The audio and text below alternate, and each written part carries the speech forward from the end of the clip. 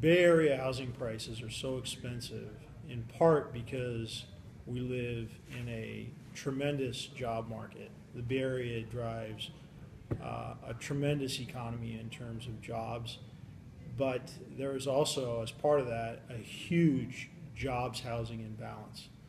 And so just the basic economic principle of supply and demand drives high prices for housing. There's not enough housing to meet the demand in the Bay Area.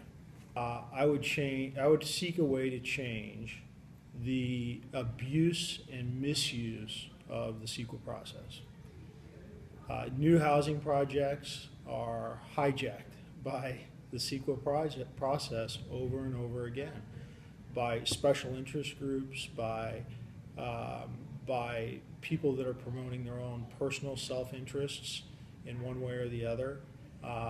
Creates huge barriers to new projects coming in, costly delays, costly lawsuits and litigation, and sometimes even settlements that are over things that you wouldn't even think were applicable to new housing projects. Biggest misconception, I think, is the statement that we hear so often that housing doesn't pay for itself. New housing does pay for itself. When you consider overall the sales tax dollars that are brought into communities as part of new housing does pay for itself. Sometimes we'll actually hear people say crazy things about new housing, like it's going to drive prices in my neighborhood down, and that's just straight not true. New housing in California gets a premium over existing housing stock, and when new housing comes into a community, new market rate housing comes into a community, it often has the exact inverse effect. It brings prices up, and so that's good. And I know that oftentimes we hear that as a misconception.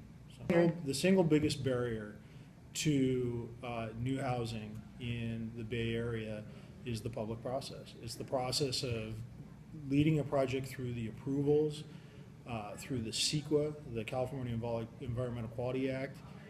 There are so many points along the way that a new housing project can be hijacked or hung up or stopped by special interest groups, by folks that just simply don't want progress, don't want economic development.